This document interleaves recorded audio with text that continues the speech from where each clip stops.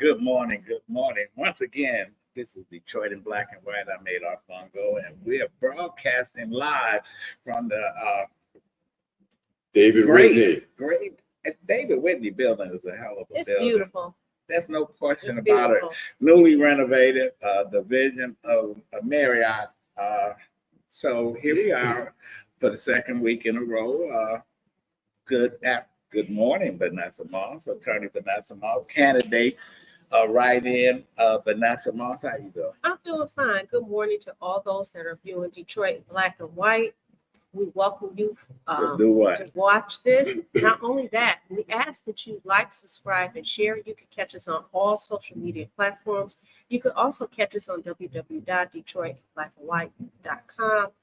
You can watch all the previous episodes. If you want to come in and participate, you're welcome to come in and participate. We are here every Saturday. When I say here, on YouTube, on the YouTube platform, every Saturday from 10 to 11 o'clock. Okay, Allan Lengel, co-founder of Deadline Detroit. How you doing, Allan? I'm good. You were stuck in D.C., New York. I was stuck for. I guess I got to move closer to the mic. How's that sound? Yeah. I was in D.C. I was supposed to come back on Saturday. My flight got canceled on Saturday.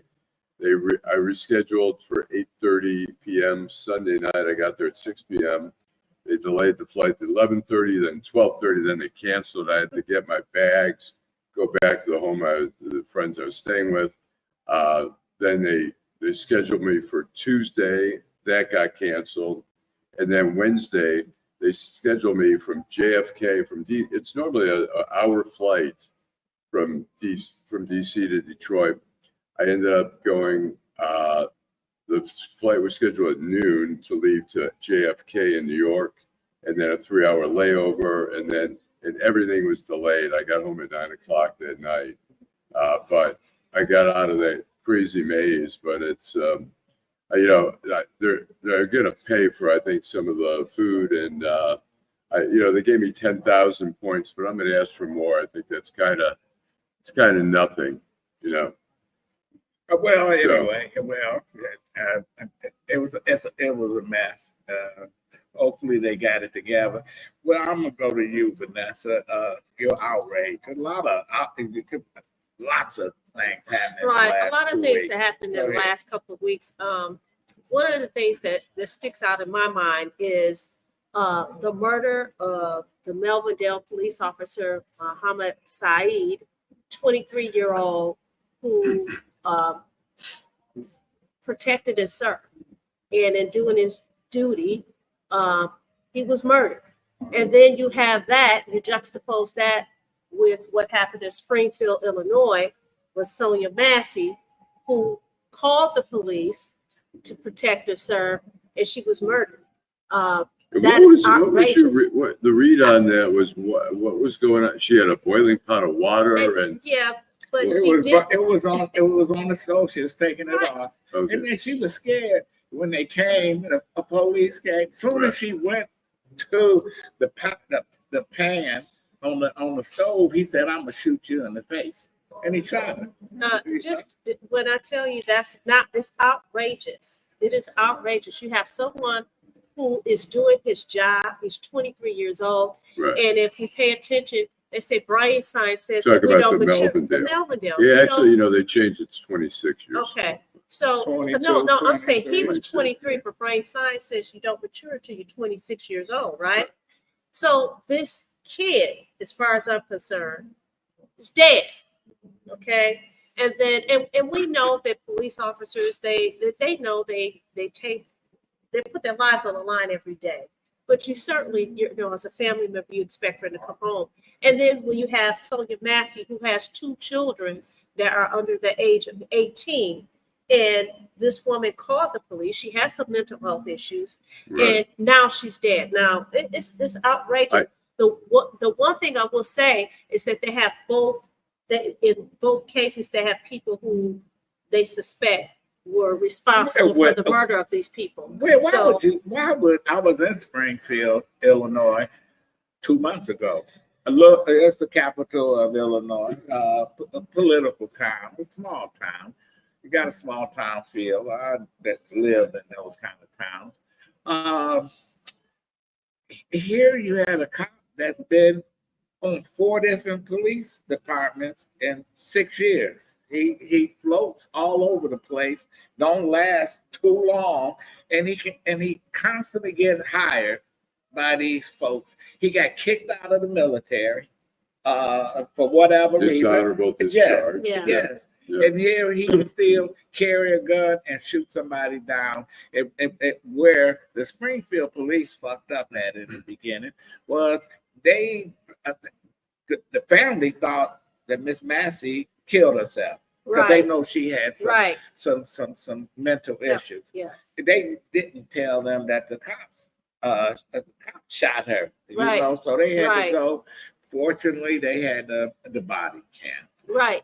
And there's who that remind you of? Breonna Taylor, the young man in Texas, where they call the police or the cop went in the wrong apartment and shot the guy, and he was just, it's just ridiculous. And then you look at the police officer on duty, make a traffic stop or whatever they're gonna do, and he end up in the morgue and he's gone. But you know what? On both sides, what I will say is this: you have officers involved. Officers, they experience a lot of trauma. They experience a heck of a lot of trauma. Doing that job, that is a really, really tough job. And when you have people who say, hey, F the police, I don't like the police, I don't respect the police, I'm scared of the police, but then you want me to come and do my job, that's a pretty tough position to be in. And then, you have the citizens who feel the way that I just espoused. It's really sad. I think those two stories are outrageous. Okay. I think with that shooting with the boiling water and stuff like that, hopefully it's used as a training for other officers around the country to show how can you de-escalate something instead of, who's got a boiling pot of water? There was a fair distance between them. He could have. He said, "Look, he could have tried to calm her down." First thing he said, he was gonna shoot him. Yeah, he could have stepped back. He could have just done a lot of different things, and I think those are training moments, unfortunately. But it should be training moments for all departments around the country to say, you can't go in. A woman has a boiling pot of water and you shot her to death.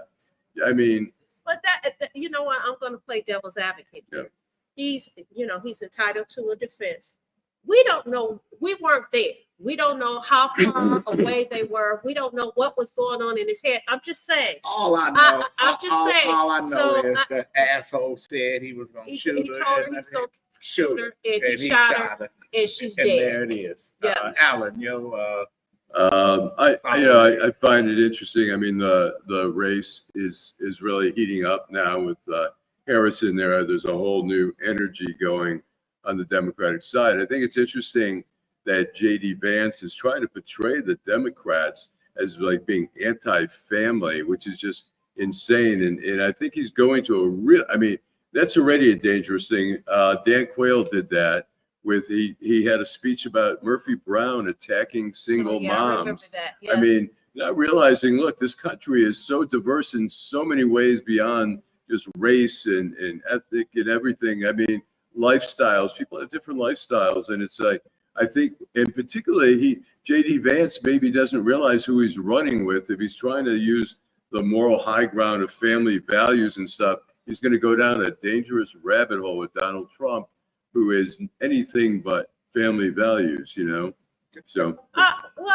You say that the former president of the United States is anything but family values. He has a family. He has a family. And he respects his family. He takes care of his family. I don't know if I would go that far. But if he cheated on every one of your wives, that's not what you consider family values. What president of the United States do you know that? Well, I'm not going to start. I'd like to think Obama. I think George Bush, George W. HW. There's a question there. Well, Neil Bush was a thief. Neil Bush, he was a thief. And, you know, But you know, the nicest thing about Kamala standing up now is that we're not going to hear about Hunter Biden because nobody gives a shit now about Hunter Biden. well, anyway, And it's so irrelevant to the whole scheme of things, but they tried to make, you know, sully the. and my outrage, I find it funny that illiterate, uneducated people that got elected to Congress like Lauren Boebach can have the audacity to say that people that got degrees from Harvard and Yale are not qualified to do anything, and that Vice President Harris is the worst vice president in the history. Now you tell me, what did Dan Quayle do that was so great? Dick Cheney shot a guy. I'm just looking at the vice president. Right. Nixon was a crook. He stole. Right. Andrew Johnson, he basically forgave all the insurrectionists and the traitors when he became president. We had vice presidents that was drunks and did all kind of crazy shit, and they had the nerve to say, "Oh, she's not qualified." That's affirmative action, vice president. They going down the slip. They said DEI. Yeah. Well, Yeah, she's a they DEI. might as well say nigga. Right. Look, You you say know what? DEI, We've had presidents who, you know, and now I look more favorably on Bush, but George W. Bush, but he was not the brightest guy George there. W. Bush was an assassin, head of the CIA, and all. No, you're this thinking other stuff. HW. Yeah, HW, GW, or BW. XYZW. And they had Dick Cheney, who shot his hunting partner. It's unbelievable, man. I'm gonna tell you. So a vice president is like the lieutenant governor. They a bridesmaid. They in waiting. You know what? Something happened to the president or the governor. When I was in Colorado, Dick Lamb was the governor. He had this is in the 70s. He had a black lieutenant governor named George Brown, who had been a state senator. He was a DEI hire. No, he's not. Yeah, well, you know what? People like George Brown. Affirmative action. People like George Brown Just was a bad dude. But anyway, Dick Lamb went out of the country. George Brown became the governor. George Brown said, you know what, there's a guy that's been serving time for life, black guy. He said he pardoned him because he had been convicted of killing this prominent member of this millionaire family. Dick Lamb came right back the next day. You know, oh man, he undid it. Oh, really? Yeah, he undid it, and they fired basically from the ticket. right. But this is what they wait for the vice president, and she got her time. You know, while I sat here and said she wasn't shit, they beat and she didn't do nothing, etc. Now she's in the limelight. But listen, So she's not in the. the reality is this, DEI. though. The reality is this: she's in the spotlight, running for president of the United States. Politics is dirty. They're going to do whatever they need to do on each I side like it. to try to generate Everybody like and a little inspire dirt. their base. Everybody like a And so little dirt. everybody needs exactly. like So it. people need to I pay like it. attention to that. I like you know, it. I like it. I know you do. And you know what? and I want to see those colored Republicans Right. who can stand up there and let those folks talk about them, saying you ain't qualified this, you ain't qualified. And a person like Lord Blowback can say Susan Rice. That's like Sarah Palin said, Susan Rice. I'm more qualified than her. You know what? It's when I hear them say that that's a you know, we heard that from a Congress member say she's a DEI hire or whatever, and I think like that is, to me, sounds like the most racist It is. bullshit. It's like it's only saying it's a disguise now, a nice way to say it's only got the job because she's black. Well, if that's what they believe, that's what they believe. Yeah, I but don't believe that. yeah, but you know But what? anyway, we're gonna That's take a what break. they believe. That's We're what they gonna believe. take a break and we'll be back and continue the conversation. Detroit in black and white. Neighborhood beautification. That's very important to Detroit. It's very important to block clubs, organizations, and people who live in the community. We got started with 2 lots and a vision of a treehouse center. Because if we can take these blighted lots, Detroit give us grants to be able to do something with them that the community wants, it's a plus because we're bringing our neighborhoods back to where we want them to be, where they should be. All because I live in Detroit. In the heart of Detroit, Bruce Simpson. Our city ombudsman and his team are dedicated to making your voice heard. The City of Detroit Ombudsman is a liaison between the City of Detroit and all persons who have a complaint or inquiry into the operation of a city department or the conduct of a city employee. The Ombudsman works as an independent oversight to provide individuals with an opportunity of giving a confidential avenue to address complaints. You can reach the Ombudsman's office at 313-224-6000 or email us at ombudsmandetroitmi.gov. You can also visit us at the Coleman A. Young Municipal Center. For more information, go to www.detroitmi.gov and type in Ombudsman. We are here to help. In Detroit, we are all one team. When you win, we all win.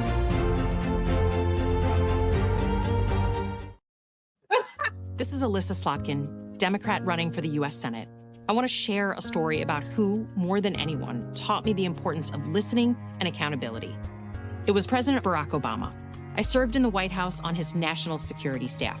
I got to see him in action, up close, and behind closed doors in the Oval Office. First, he was brilliant, and therefore demanded people really knew their stuff. It was President Obama who grilled me on issues and demanded accountability on what we said and did. That commitment to accountability is exactly the approach I use today, listening to our communities. It's why I've written an opportunity agenda with detailed plans to strengthen Black businesses, increase Black wealth, and provide real opportunities for our youth.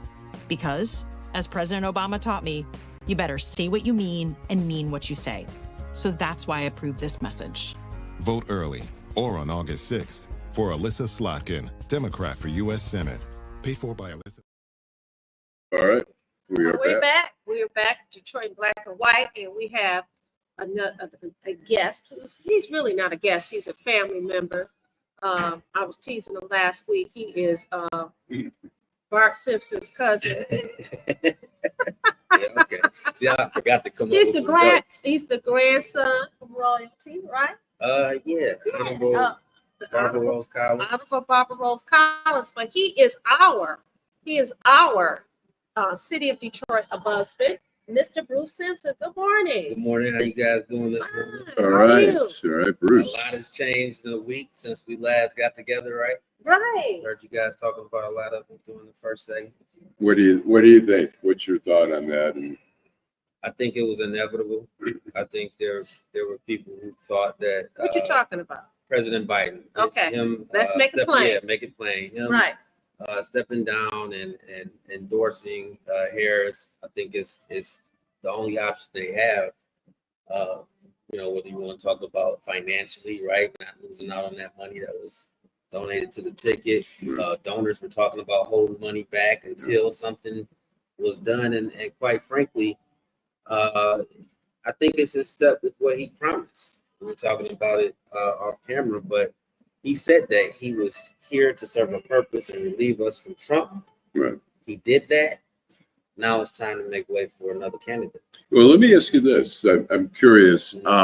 We talk about the Black vote, and I think in time, some Black people were not embracing Kamala. Some people said she's too bougie, she's not really Black, all these kinds of things. And I sense that there are some Black people are now saying, hey, let's step, like the Michigan Chronicle had a column, the executive editor saying, hey, Black men, support your Black women. Come on, step up now. Do you see a change at all in the Black community and the view on?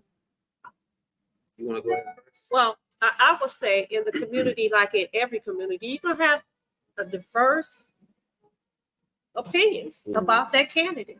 There are some women who didn't like her 3 years ago that have said to me personally, hey, I wasn't really feeling her, but I'm supporting her now. Right. Because the danger that we faced 3 years ago is still there. And if that is our hope, some women feel like, how dare you how dare you elect somebody who's going to tell me what to do with my body, what I can and cannot do. But there are some women who said, no, she was a prosecutor. I didn't like her. I didn't like how she treated people as a prosecutor. There are some men who feel the same way. So you can't, I can't say as a Black woman as to what my community is going to do. I can only speak for myself and those people that have spoken to me. And so I've had a split. Okay. So I think what Vanessa is saying, like any other ethnicity or race, we're not a monolith, right? Exactly. Right. Black people, all of us don't move in one direction. Now, Democrats have certainly had the Black vote for quite some time, but you have this cycle, a lot of Black people that are upset with the party, and I think rightfully so. And when I say that, I just mean that I would have liked to have seen an actual process. We were deprived of that because of the holdout by President Biden. And when I say process, I mean a robust primary. Like a primary debates, robust dialogue. primary, so where the best person could be identified. Right? Cream always rises to the top, and the only way you get that cream is through a robust process. But we didn't have that, so now it's like you're pulling an all-nighter in college, right? Last minute we got 90 days, and so I think part of it is a lack of time. We don't have time to say we're going to identify this flaw with this candidate. It's either you get behind her or you don't. That's part of it. And then certainly the calls, right? And the galvanizing, 40,000 women on call and 20,000 men. Right. But let me ask you, I understand, the Black community is not a monolithic community, but do you sense, and this is what I'm sensing, is that some people are like, all right, one guy said, get over it, Black people, she's our, she represents us, that we have to get behind her. Do you sense more support, like people are giving her a second chance, I think another look? I think it's akin to what you saw with Joe Biden. I don't think if Joe Biden were running against Donald Trump that anyone would have been lining up to vote for Joe Biden. I think his election was more of an indictment on Trump than it was a vote for Joe Biden. Right. And I see this in the same light. Right. I agree. So you don't see the excitement that yay Kamala, but 40,000 women on the phone call, 20,000 men. She secured the delegates in record time. There's excitement. I don't want to take that away from her, the driver of that. I'm saying that we have to operate with what we have, and I think that is the sentiment more so than the whole Hersman comparing it to Obama. It's not the same. It's not the same. And to your point, I had a fundraiser the other night, and there were women there, and they were part of D9. D9 is Black Fraternity Sororities.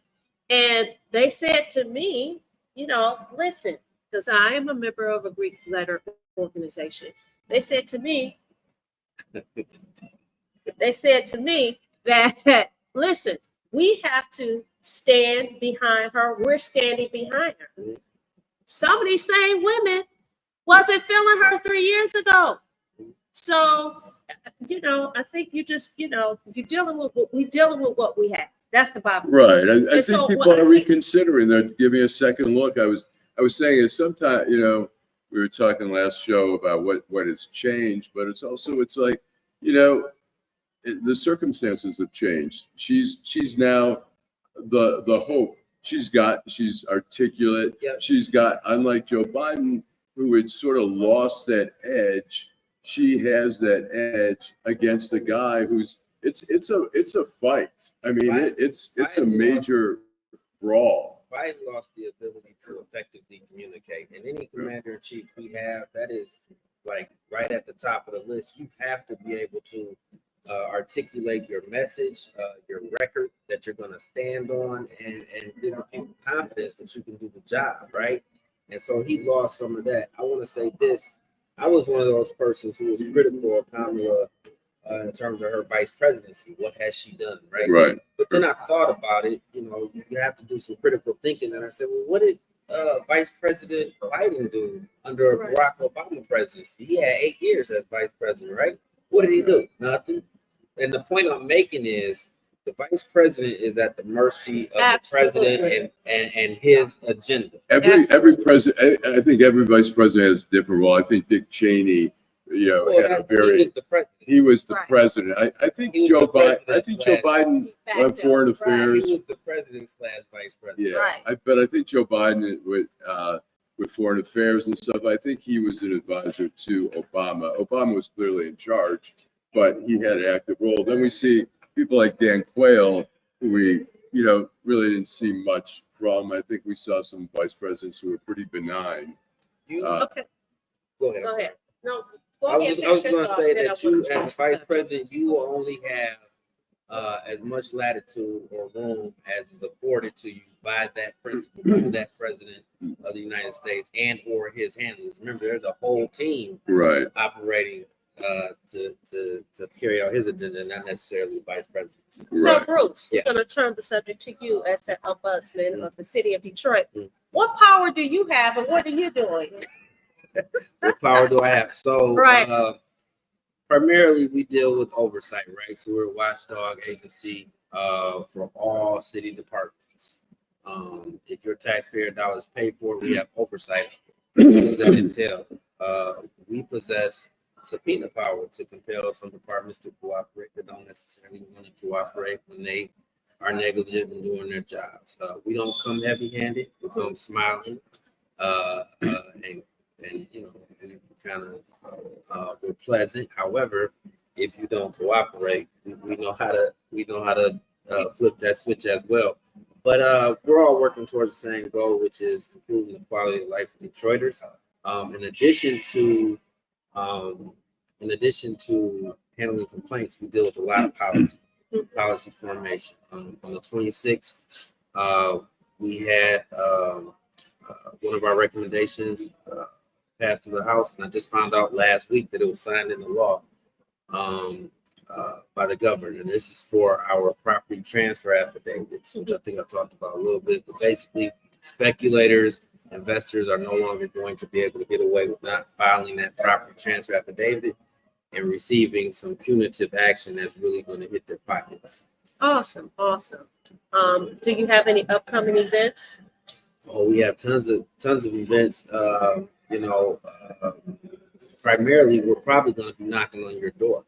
So we're going to start our door knocking effort. We're going to go through each district. For what's the purpose? The purpose is to inform the people about the Ombudsman's office, the function, and how they can access it.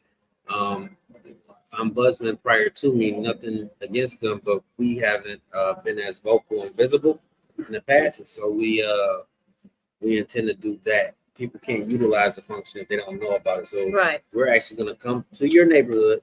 The only ask is, hey, if you have an issue or you need assistance, call us. And you did that last year. I remember you were knocking doors last year, and it was pretty successful, right? Oh, yeah. People received you, and people, you got more calls in your office, and you were able to assist the citizens of Detroit. I think it's very important that when you hold a position like that, that not only are you visible, but you're accountable to the people and that you are accessible. And I think that's what you're doing. Yep, exactly. We believe in being very accessible. You can email us. You can Zoom in every third Thursday. You can call us. You can physically come in. We set up satellite hours throughout the districts across the city. And again, we're coming to your door. Okay, give our viewers your contact information where they can Zoom in, where they can email, where they can call. Yep. If you don't mind, put that out there. So telephone number is the easiest number in the world. Is 313-224-6000. Again, that's 313-224-6000. And you can email us at ombudsman@detroitmi.gov. Give me that number one more time. I'll try to put it up. 313. Oh, there it is. Sorry. You got it. It's magic. Teresa, it's magic. Teresa's on it. I don't know the link by heart, but if you just call us, we'll shoot you the link. And you should sign up for notifications from us. We do not spam you. I only send out information that's relevant. Okay. All right, cousin. So will you be back next week? Of course. You coming back next week? Of course. And I'm going to come back with jokes. I'm going to be prepared. Yeah, I'm going to be prepared. You know, I got hit with the Bart Simpson 2 weeks in a row. I'm 0-2. Mars is very easy. Yeah, well, I'm going to work on it. As a matter of fact, It's so easy. I want you to write Vanessa Moss of November the 6th on your ballot. Vanessa Moss for 36th District Court. I mean, see, you help me out. You help me out. You help me out. And you know, a reminder is that early voting, I believe, begins today. You can look up where they're having early voting around. I know the city of Detroit on West Grand Boulevard, the voting, but there's a bunch of other places you can go. And so you can write in Vanessa today. No. No? There's no primary for 36th District. Oh, really? Exactly. There's Okay, no primary I'm for sorry. 36th District Court. That's why I said November. Wow. I'll be doing the same thing that Bruce is doing. I'll be knocking on doors, but I have time. It's November the 6th. So Okay. unless you want to write her in for U.S. Senate. They could write the committee a check. That's what they can do. That's what they can do. But anyway. All right, we are we're going to go take a for break. Neighborhood beautification. That's very important to Detroit. It's very important to block clubs, organizations, and people who live in the community. We got started with 2 lots and a vision of a treehouse center. Because if we can take these blighted lots, Detroit give us grants to be able to do something with them that the community wants, it's a plus because we're bringing our neighborhoods back to where we want them to be, where they should be. All because I live in Detroit. In the heart of Detroit, Bruce Simpson. Our city ombudsman and his team are dedicated to making your voice heard. The City of Detroit Ombudsman is a liaison between the City of Detroit and all persons who have a complaint or inquiry into the operation of a city department or the conduct of a city employee. The Ombudsman works as an independent oversight to provide individuals with an opportunity of giving a confidential avenue to address complaints. You can reach the Ombudsman's office at 313-224-6000 or email us at ombudsmandetroitmi.gov. You can also visit us at the Coleman A. Young Municipal Center. For more information, go to www.detroitmi.gov and type in Ombudsman. We are here to help. In Detroit, we are all one team. When you win, we all win. This is Alyssa Slotkin, Democrat running for the U.S. Senate. I want to share a story about who, more than anyone, taught me the importance of listening and accountability. It was President Barack Obama. I served in the White House on his national security staff. I got to see him in action, up close, and behind closed doors in the Oval Office. First, he was brilliant, and therefore demanded people really knew their stuff. It was President Obama who grilled me on issues and demanded accountability on what we said and did. That commitment to accountability is exactly the approach I use today, listening to our communities. It's why I've written an opportunity agenda with detailed plans to strengthen Black businesses, increase Black wealth, and provide real opportunities for our youth. Because, as President Obama taught me, you better say what you mean and mean what you say. So that's why I approve this message. Vote early or on August 6th for Alyssa Slotkin, Democrat for U.S. Senate. Paid for by Alyssa. We're back. We're back. Detroit Black and White. If you're watching today, like, subscribe, and share. We thank everyone that's watching. Terry, see your comment. We're going to talk about that in a few minutes. But right now, we have another guest, someone that is not a stranger to me. She's not a stranger to others. This is the esteemed, the Honorable Nancy Quarles. She is the chairman of the Oakland County Democratic Party. She is also the former state representative for state representative. What district is that? It was 36th district, and former Oakland County Commissioner Nancy Quarles. Thank you for. Oh, and guess what? We were also neighbors, and we also sat on the neighborhood association together. Do you remember Keisha? Do you remember we served for Keisha? I forget to talk about those kind of things when I'm out here, but at any rate, Nancy, welcome this morning. Thank you. Thank you. So what brings you here this morning? What you want to talk about? Oh, I want to talk about the upcoming election. Okay, talk about it. How important it is to get out, and especially starting yesterday with the early voting. People have absolutely no reason to not vote. Between early voting and absentee ballots, we really need to get it out there. This is a critical election. I'm not one to talk about this is the most important election in my life, but I plan on living a long time. Right. But this is a critical election. We have democracy on the ballot. We have rights on the ballot. We have how we're going to live from this day forward. But sometimes as I'm talking to people, they forget that what happens today affects the next 10, 20, or even up to 30 years. So I don't want anybody to forget not to go out and vote. Right. So Nancy, I understand that you recently received an award. Let's talk about that award and congratulations. Thank you. Thank you. I was given the President Lifetime Achievement Award last Sunday. Isn't that awesome? Yeah. From the President and the Mayor of Quarles. So that was quite a surprise and very humble that what you do get recognized. Right. Especially when you're doing it because it's the right thing to do for those that you're around in the society that you serve. Now, do not disrespect it because you are Dr. Nancy Quarles. Am I correct? Absolutely. But This is Dr. Nancy Quarles. I like to give people their propers when they do. This is actually Dr. Nancy Quarles, and she has been a warrior for a long time. So if you haven't heard of Nancy Quarles, that is the reason you haven't heard of her is because you live under a rock. Because she's been everywhere and she does everything.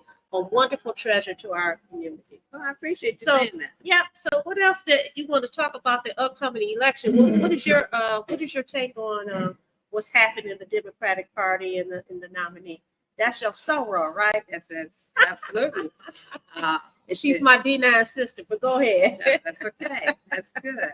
And we're going to use all of that to get her elected. Right. Brother over here, too. Right. Oh, absolutely. We're going to do all of that. But what's important is that we need to make sure we're giving some time. And giving time doesn't necessarily mean you have to go outside of your home and do something. Many of us can work our contact list, remind people to go vote. Right now at the Oakland County Democratic Party, as well with many organizations, we're doing phone calling. We're calling people, asking them to return their AVs. It's amazing to me. People who request the absentee ballot, and then they have the tendency of setting it to the side. But when they get that call to remind them, they quickly fill it out and take it back in. We need every vote. We need every vote from the top of the ticket to the bottom of the ticket. Make sure for those cities that have two-sided votes, ballots, please make sure you flip it over and vote the backside. It's important as this presidential election, local elections to me are far more important because those are the people who have effect on your life day to day. Right. Yeah. Right. You have any questions you want to ask, Nancy? Yeah, I have a question. So I have a 17-year-old son. He's going to turn 18 on November 1st, right? So this will be his first presidential election that he can vote and participate in. How do we?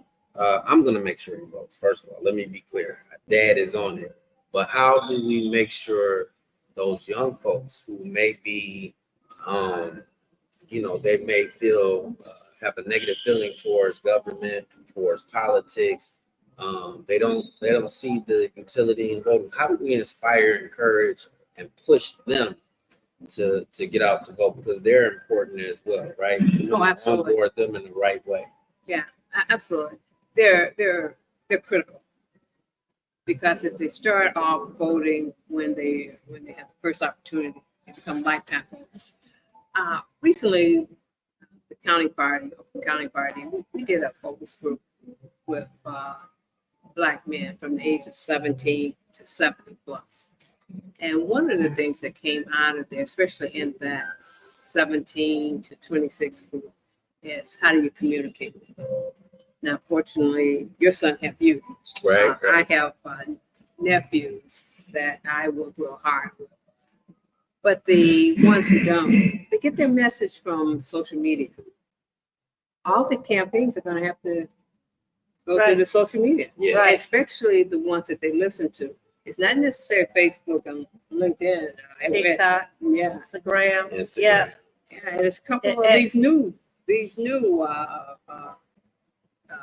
media that's out there, various platforms. So it's gonna take a little digging. The guys at that group, they gave me a list of where they list and where they listen to, but it's upon the campaign, it's upon candidates. So now you gotta tap into a different medium. The old newspapers, I don't even think newspapers are out anymore, but the newspapers that you used to pick up and read, they may look at them, but that's not what they're looking for. Right. As they emphasize to me, they're in that microwave age. Yep.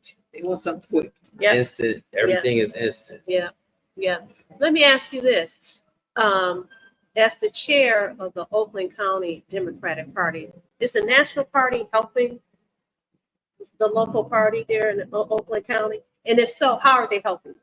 Getting out the message and that kind of thing. Well, it's two ways. One, as you probably know, there's a state party, and information flows both ways, up and down through the state party.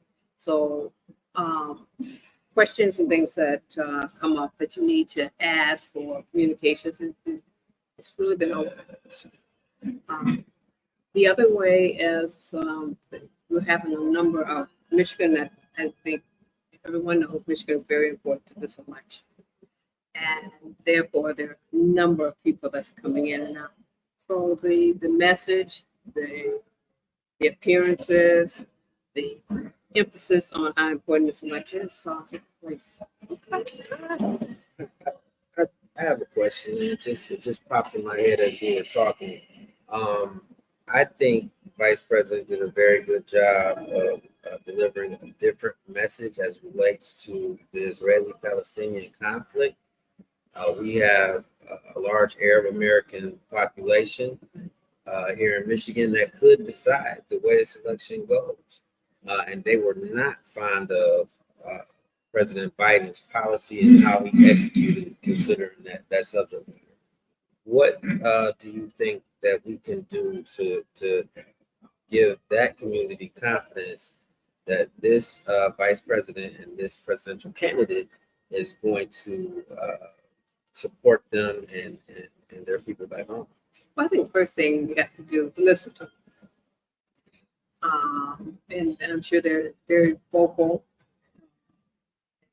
direct members in the community, their community, they will tell you. And then try to see where you can assimilate the things that are important to them into the message. I'm not going to say we're going to do, she will be able to do it all, but Right. at least you have an understanding. Right. It's not something you would just assume. Right. Go to the community and talk to them. Because that's one of the reasons why I found as chair, there's been many communities I've had to actually go to better understand things. Yes. Well, Nancy, want to thank you for coming down. Are you on your way to the golf course? How would you ever know? How would you ever know? Right. Well, we thank you for coming on to Detroit in Black and White. We hope you come back, and hopefully we'll see you soon. Again, Dr. Nancy Quarles, the chairwoman of the Oakland County Democratic Party. Thank you so much. Thank you so much. Thank you for the invitation. Neighborhood beautification, that's very important to Detroit. It's very important to block clubs, organizations, and people who live in the community. We got started with 2 lots and a vision of a treehouse center. Because if we can take these blighted lots, Detroit give us grants to be able to do something with them that the community wants, it's a plus because we're bringing our neighborhoods back to where we want them to be, where they should be. All because I live in Detroit. In the heart of Detroit, Bruce Simpson. Our city ombudsman and his team are dedicated to making your voice heard. The City of Detroit Ombudsman is a liaison between the City of Detroit and all persons who have a complaint or inquiry into the operation of a city department or the conduct of a city employee. The Ombudsman works as an independent oversight to provide individuals with an opportunity of giving a confidential avenue to address complaints. You can reach the Ombudsman's office at 313-224-6000 or email us at ombudsmandetroitmi.gov. You can also visit us at the Coleman A. Young Municipal Center.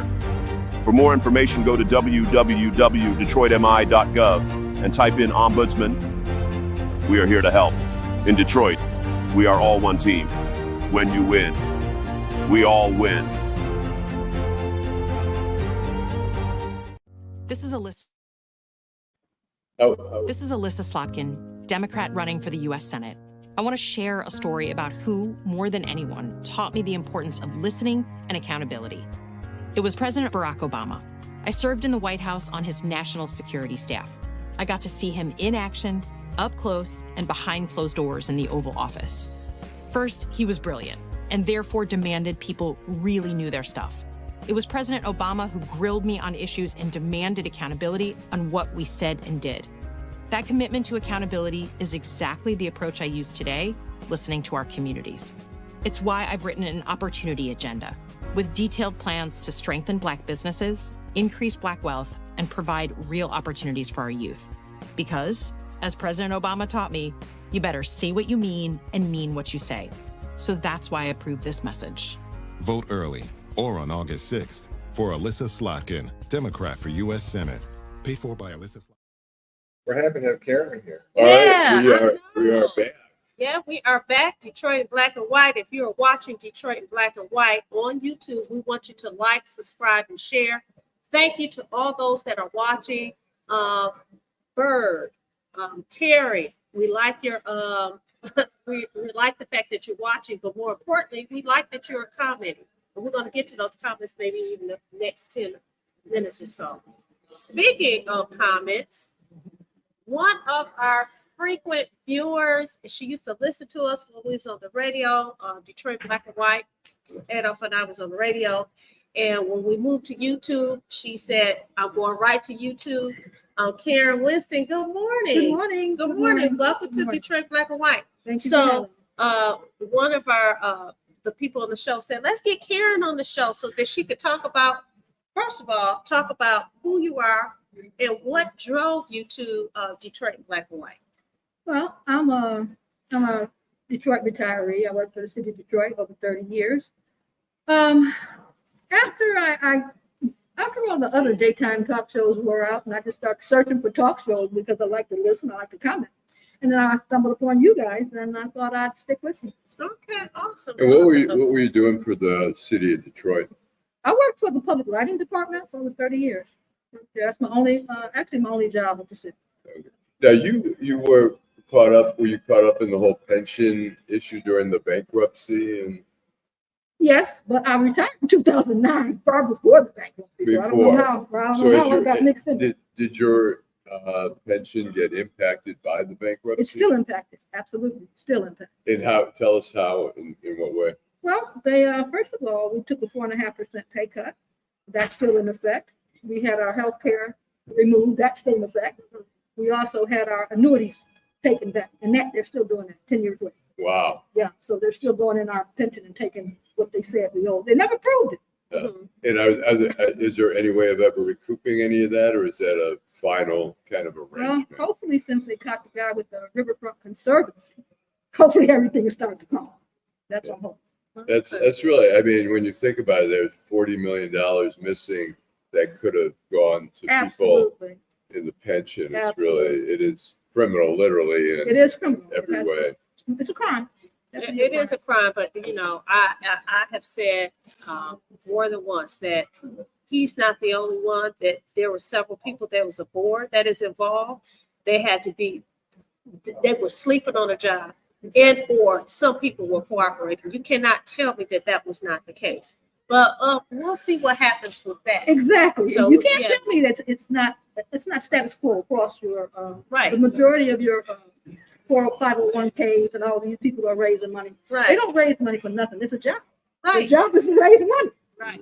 Right. It's normally, I mean, I've covered a lot of the criminal cases and embezzlements, and usually we see like $1.2 million embezzled over 10 years or 5 years, but to get $40 million, I think it was over 12 years, but that is, it's just so outrageous. How could you have continued an operation like that, not noticing like Some money's missing. Okay. You must have had.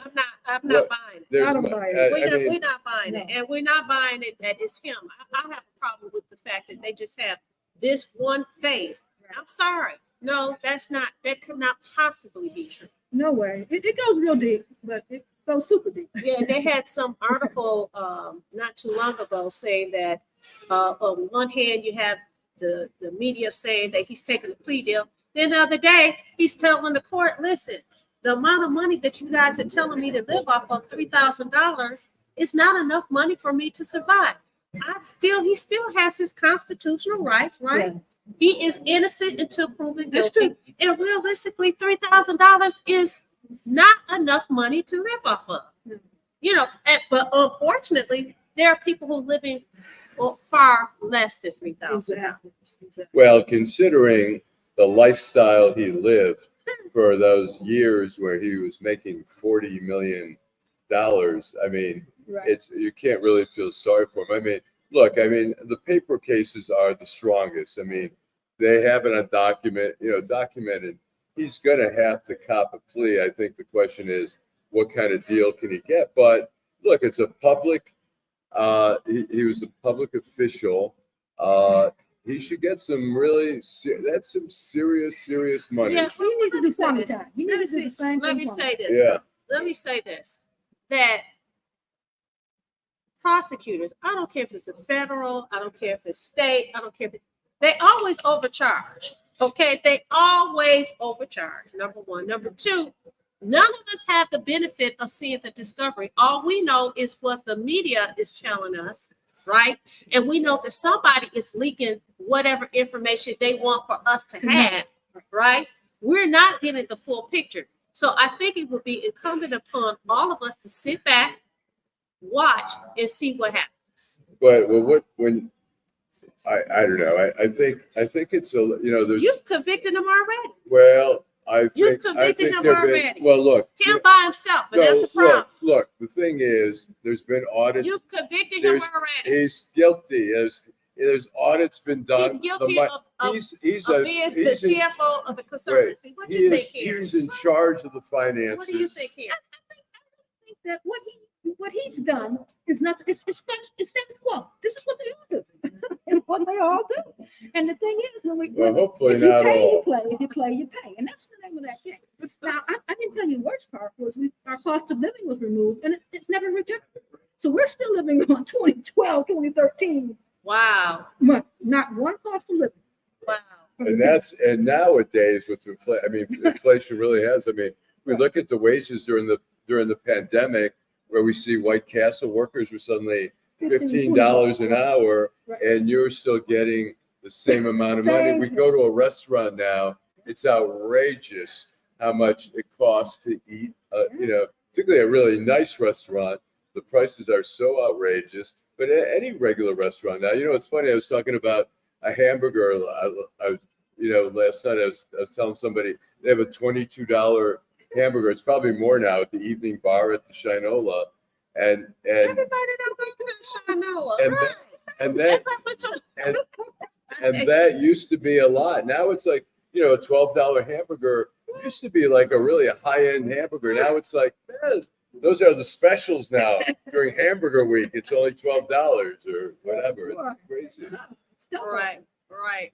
So how are you enjoying life as a retiree, given that you had this issue with, the bankruptcy and they took your annuity and so on and so forth. But other than that, how's life going? Life is good. Okay. Life is good. I enjoy doing what I want to do. Okay. or nothing if I don't want it. Because Okay. I always say if I don't do it today, it's always tomorrow. And are you a resident of Detroit? I am. Absolutely. And what part of Detroit? do I you live in the Beverly area. So I guess the university area, 6 miles. Oh, okay. Now, how are things there these days? What I don't like their new street that they did. They cut the street down where the bus stops are basically in the middle of the street. Uh-huh. Right. So I don't like that because when you try to turn, you turn into traffic. Right. But it's still, in terms of a neighborhood, it's neighborhood's a very nice Neighborhood. neighborhood. Yes, very, yeah. Neighborhood. I love the neighborhood. I've been there since early 90s. Right. Well, Karen, we want to thank you for coming I down. appreciate you We want to having me. thank you so much for watching, liking, subscribe, and sharing. You could come back anytime because you are family. Thank you. All right. Thank you. And we're going to cut to a commercial. Thank you. All right. Thank you. In the heart of Detroit, Bruce Simpson. Our city ombudsman and his team are dedicated to making your voice heard. The City of Detroit Ombudsman is a liaison between the City of Detroit and all persons who have a complaint or inquiry into the operation of a city department or the conduct of a city employee. The Ombudsman works as an independent oversight to provide individuals with an opportunity of giving a confidential avenue to address complaints. You can reach the Ombudsman's office at 313-224-6000 or email us at ombudsmandetroitmi.gov. You can also visit us at the Coleman A. Young Municipal Center. For more information, go to www.detroitmi.gov and type in Ombudsman.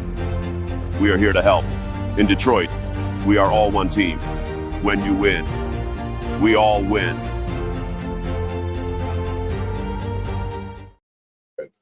Well, welcome back. That's been a great show. So we had Karen, we had Nancy Quarles, your neighbor. My Your former former neighbor. Yeah, that's when I was living in Southfield. And like I indicated, I forgot that we had formed a group called Keisha, which was a political action group. I forgot that I was on the board until she said it. I was like, oh my God. But you had a senior moment? No, Are you it's a matter qualified to run? no, Are it's you a too matter. old? No, it's a matter of I've done so much in the community because I wanted to, and because my parents raised me to give back You're to a the community. DEI community person. No, I'm not a DEI. I'm a do it community person. Okay. I forgot. So, but yeah, we sat on the neighborhood association.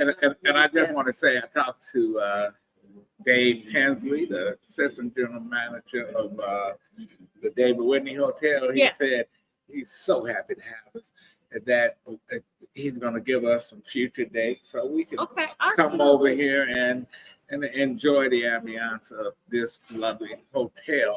I'll start with you, Allan, as we close for today.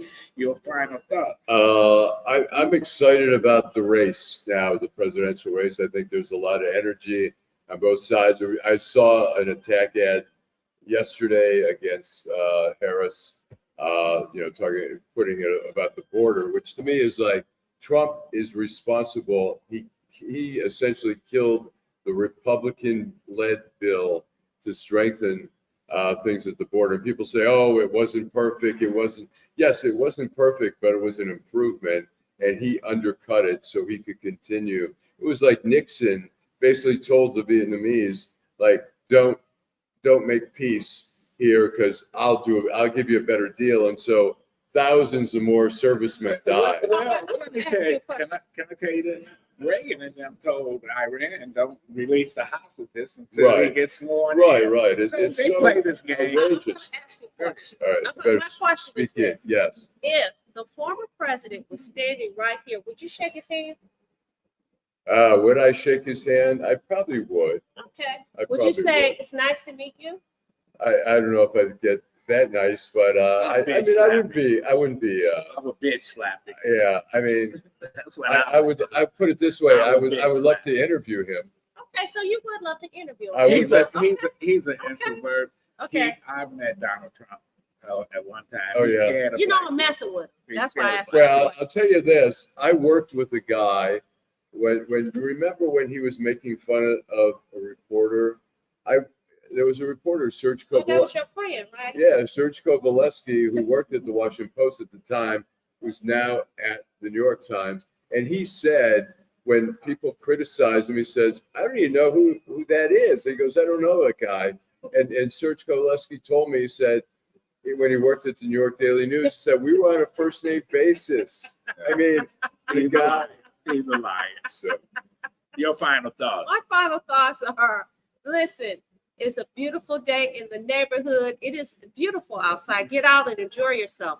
I will be on the ballot in November. The reason I'm going to be on the ballot is because you're going to write my name in for judge for 36th District Court, November the 6th, Vanessa Moss. You will be seeing me coming to your neighborhood, coming to your television screens, coming in your mail. Vanessa Moss, 36th District Court. Everyone have a wonderful, wonderful weekend. And I won't be here for the next couple shows. I'll be gone. I'm You want to say where you're going? I'm participating in the Olympics. I'm running 100 That's what's up. a yard, That's what's whatever. up. That's what's up. Yeah, right. I asked Adolph, I said, how did you get tickets? And he said, I just went online. I never even thought of that, of going online and getting tickets to the Olympics. So amazing. But I have to say Thank you, also, Bernie. I also have to say, Adolph in high school and junior high was fast. Yeah, I read He that. was extremely. We had to run from the Oak Park police. Adolph was question. fast. But anyway, we'll see you next week. This is Detroit in Black and White. I want to thank all our guests. I want to thank Jim the and David Whitney Teresa. Hotel.